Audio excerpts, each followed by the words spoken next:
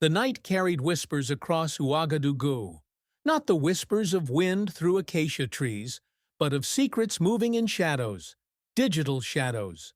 In the presidential palace, a single light remained on at 3:42 a.m. President Ibrahim Traoré hadn't slept in 36 hours. His eyes, typically sharp and commanding, now bore the weight of knowledge that could either save his nation or condemn it to another century of invisible chains. The intelligence report before him wasn't printed on paper. Such information was too sensitive for physical form. It existed only on a specialized tablet with no wireless capabilities, powered by batteries manufactured within Burkina Faso's own borders. The report contained a revelation that would make most leaders tremble. An elaborate network of foreign operatives had infiltrated every layer of Burkina Faso's government, economy, and infrastructure. But Ibrahim Traoré didn't tremble. He smiled, the calm, dangerous smile of a hunter who had finally spotted his prey. "They think they're watching us," he whispered to the empty room. "They have no idea we've been watching them all along." For 6 months, Traoré had implemented what his inner circle called Operation Mirror, a counterintelligence initiative so secretive that only 5 people in the entire country knew of its existence. While the Western powers thought they were pulling strings behind a curtain, Traoré had quietly built a mirror behind them, reflecting their every move, recording their every word, tracing their every digital footprint. Tomorrow, that mirror would shatter, and with it, decades of colonial espionage would be exposed to the harsh light of African resolve. Richard Beaumont's pristine white linen suit remained remarkably unwrinkled despite the Sahelian heat. As the European Union's special envoy for West African affairs, he had spent years perfecting the art of appearing immaculate in challenging environments. His carefully cultivated silver hair and disarming smile had opened doors across the continent. Today, those doors led to the Burkinabe presidential palace, where he expected, as always, to find a grateful audience. "Monsieur Beaumont," the palace aide greeted him with a bow that seemed a fraction less deep than usual. "President Traoré is expecting you." "Wonderful," Beaumont replied in flawless French, his Oxford accent adding what he considered a touch of sophistication. "I bring good news from Brussels." The aide nodded without comment and led him through corridors that seemed unusually empty. The typical bustling staff were nowhere to be seen.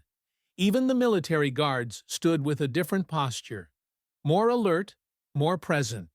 Beaumont's diplomatic instincts, honed through 30 years of service, sensed something was amiss, but he dismissed the feeling. This was Burkina Faso, after all, a country that needed European investment more than Europe needed its resources. At least, that's what his briefing documents always emphasized.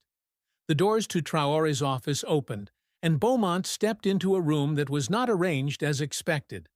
Instead of the intimate diplomatic setting, 2 chairs, a small table for tea perhaps, he found himself entering what appeared to be a conference room. A long table stood in the center, and seated around it were not just President Traoré, but 13 other individuals. Beaumont recognized some: ministers of defense, finance, and natural resources. Others were unfamiliar, including a young woman whose intense gaze followed his every movement. "Monsieur Beaumont," Traoré rose, extending his hand. His military uniform was impeccable, his posture straight as a spear. "Thank you for accepting my invitation on such short notice." "The pleasure is mine, Mr. President," Beaumont replied, trying to hide his confusion at the unexpected audience. "Though I was under the impression our meeting would be private." "Indeed. That was the impression given," Traoré said, with a smile that didn't reach his eyes. "Please, have a seat. The one at the end, if you would." Beaumont moved toward the only empty chair in the room, positioned at the end of the table, facing everyone else. It felt uncomfortably like an interrogation setup, but he maintained his diplomatic demeanor. As he sat, he noticed a folder placed before his seat. It was sealed with the presidential emblem of Burkina Faso. "Before we begin with your good news from Brussels," Traoré said, his voice carrying a strength that commanded the room, "I thought we might discuss something of mutual interest." He gestured to the folder. "Please, open it." Beaumont reached for the folder with steady hands that betrayed none of his growing unease. When he opened it, his diplomatic mask cracked for just a second, enough for everyone in the room to notice. Inside were photographs. Beaumont meeting with local officials in remote mining regions, Beaumont handing envelopes to journalists, Beaumont entering an unmarked building in the diplomatic quarter at night. Alongside these were printouts of encrypted emails, bank transfers to shell companies, and transcripts of phone conversations he was certain had been conducted on secure lines. "I don't understand," Beaumont said, regaining his composure. "These appear to be routine diplomatic activities taken out of context." "Context is precisely what we're here to discuss," Traoré replied, pressing a button on the table. A screen descended from the ceiling behind him, illuminating with a map of Burkina Faso covered in red dots. Each marker represents a location where your routine diplomatic activities have compromised our national security. The young woman whom Beaumont didn't recognize stood and approached the screen. "My name is Dr. Fatima Ouedraogo, head of Burkina Faso's new Cyber Intelligence Division," she said in perfect English. "For 18 months, we have been monitoring a sophisticated espionage operation within our borders. An operation funded by a consortium of European interests, coordinated through your office, and designed to maintain privileged access to our resources while undermining our sovereignty." Beaumont's mouth opened, but no words came out. "We have documented 247 instances of unauthorized surveillance," she continued, 94 cases of bribery, targeting officials, 36 disinformation campaigns against our government, and, perhaps most concerning, plans to disrupt our new national digital infrastructure project, the very project that would give Burkina Faso technological independence. The room fell silent. Beaumont's diplomatic training had prepared him for many scenarios: coups, natural disasters, hostage situations. But not this, not being outmaneuvered at his own game by a country his superiors considered a mere pawn on the global chessboard. "You have been busy, Monsieur Beaumont," Traoré said, his voice eerily calm. "So busy that you failed to notice we were no longer the same nation you first visited 15 years ago. While you were watching us, we were studying you." Ibrahim Traoré rose from his chair, buttoning his military jacket with deliberate precision. He walked slowly around the table, his footsteps echoing in the silent room until he stood directly behind Beaumont. "The West has a saying," Traoré spoke softly, yet his words filled the chamber. "Knowledge is power, but the saying is incomplete. The full truth is this: knowledge concealed is power. Knowledge revealed is revolution." He placed his hands on the back of Beaumont's chair, not touching the man, but close enough that the diplomat could feel his presence. "Today, we reveal what you tried to conceal.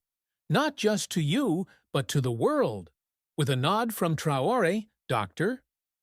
Ouedraogo pressed another button. The wall screens changed to show a live broadcast. Cameras were rolling.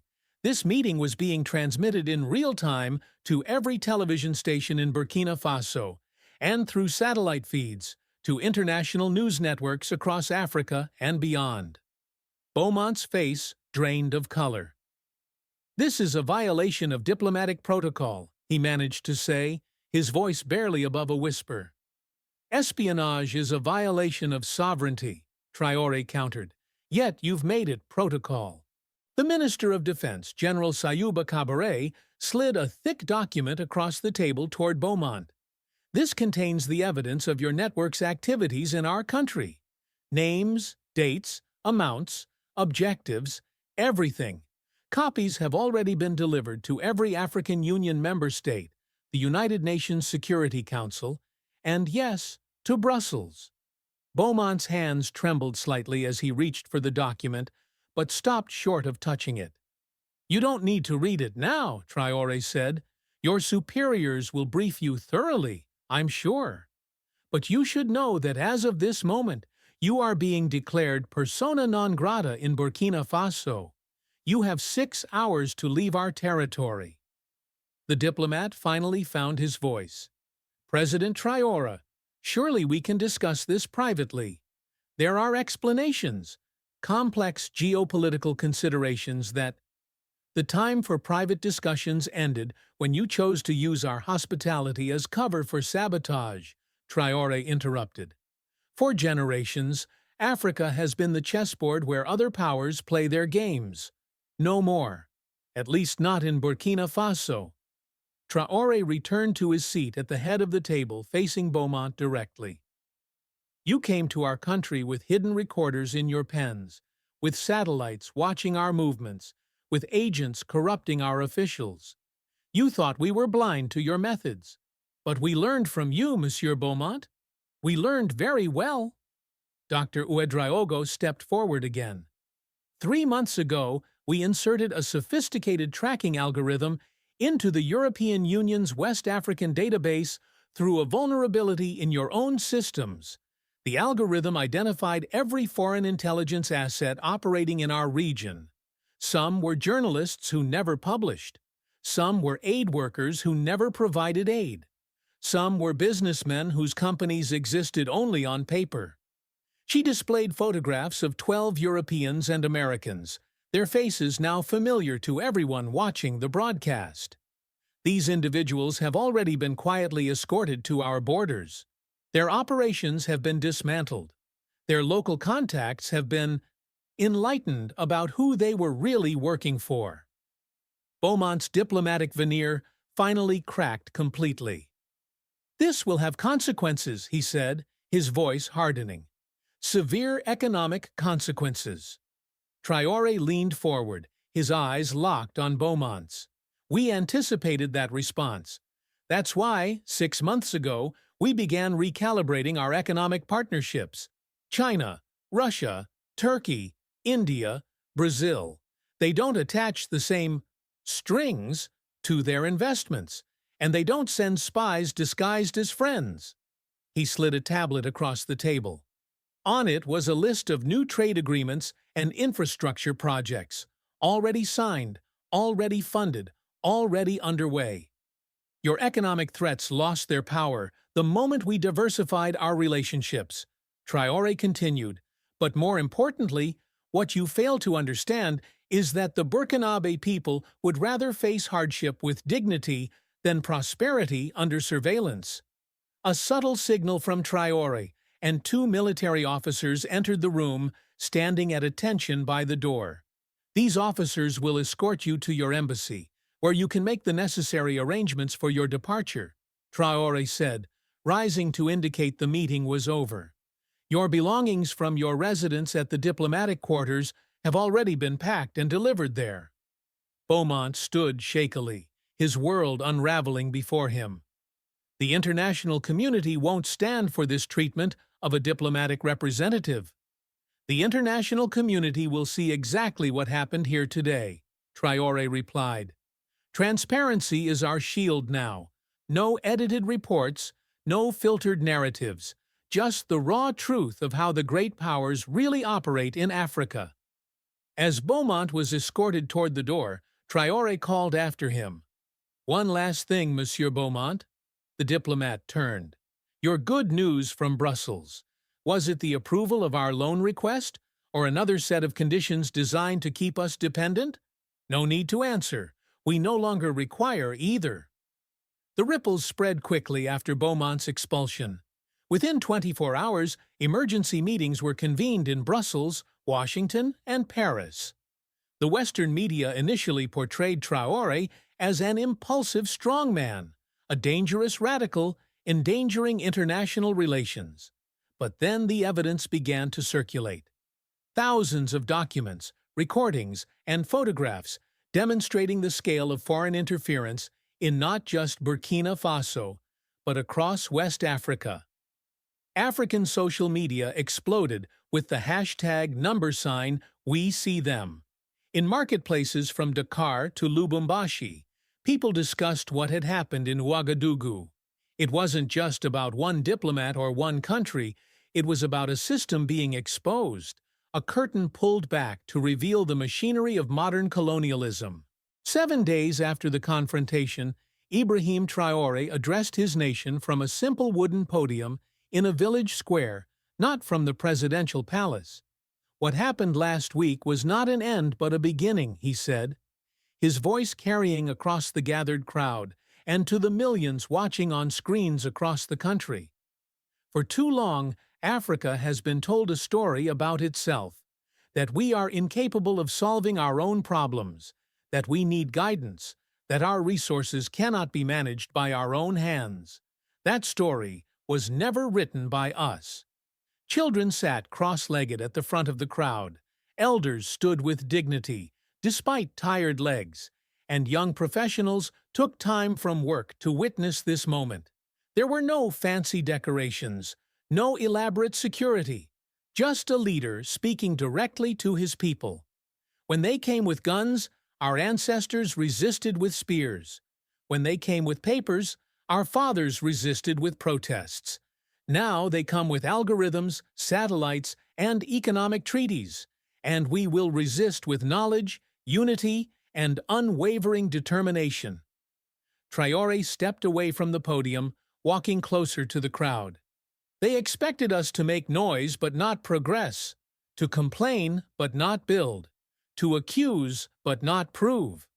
We have surprised them by doing what they thought impossible, turning their own methods against them, learning their systems better than they thought we could, and most importantly, refusing to be divided. He gestured to a group of young tech specialists standing to the side, the team that had worked with Dr. Ouedraogo to track and document the espionage network. These are the new freedom fighters of Africa. Their weapons are not guns but knowledge. Their battlefield is not the jungle, but the digital landscape. Their victory will not be measured in territory conquered, but in sovereignty restored. The crowd erupted in cheers and ululations that seemed to rise to the heavens. When they quieted, Traoré continued, "But make no mistake, we face difficult days ahead. There will be economic pressure. There will be attempts to isolate us. There will be disinformation campaigns to paint us as enemies of progress, rather than guardians of true independence. We are prepared for these challenges." He raised his hand, pointing to the horizon beyond the village. "We do not seek to cut ourselves off from the world. We seek to engage with it on equal terms. Fair trade, not exploitation. Partnership, not patronage. Respect, not condescension." Is that too much for an ancient continent to ask in the 21st century? The crowd roared its answer, "No." Then let us begin this new chapter of our story. Not the story they tell about us, but the one we write for ourselves. In the months that followed, Burkina Faso faced economic challenges as predicted. Some aid was withdrawn. Some contracts were cancelled. The currency fluctuated. There were hardships, but not the collapse that many Western analysts had prophesied. Instead, something unexpected happened. Other African nations began conducting their own counterintelligence operations using the Burkinabe model. Some discoveries were made quietly, without public confrontations. Others led to diplomatic incidents similar to the Beaumont affair. Nigeria revoked 3 major oil contracts. Ghana restructured its gold mining agreements. Mali established a new cybersecurity framework explicitly designed to prevent foreign surveillance. 8 months after the confrontation with Beaumont, Ibrahim Traoré welcomed a different kind of delegation to Ouagadougou. Representatives from 27 African nations gathered not just to discuss security, but to establish a continental cyber sovereignty alliance, a framework for technological cooperation, information sharing, and mutual defense against digital colonialism. As the conference opened, Dr. Fatima Ouedraogo, now Minister of Digital Sovereignty, presented the alliance's founding principle. The future of Africa will be written in code, but the code will be written by Africans. Late that night, after the official proceedings had ended, Traoré sat with a small group of African leaders in the presidential garden. There were no aides, no recorders, no formalities, just leaders speaking frankly under a blanket of stars. The president of Ghana leaned forward. "What you did took extraordinary courage, Ibrahim. You could have played the game, taken the bribes, looked the other way. Most do. Why didn't you?" Traoré was silent for a long moment, looking up at the ancient constellations that had guided his ancestors for millennia. "When I was a boy," he finally said, "my grandmother told me a story about a lion who believed he was a house cat, because that's what the humans had taught him to be. He slept in a basket, ate from a bowl, and never roared. One day, he saw his reflection in a lake and realized his true nature. The story ended with him returning to the wild, finally free." He looked around at the circle of leaders. Africa has seen its reflection.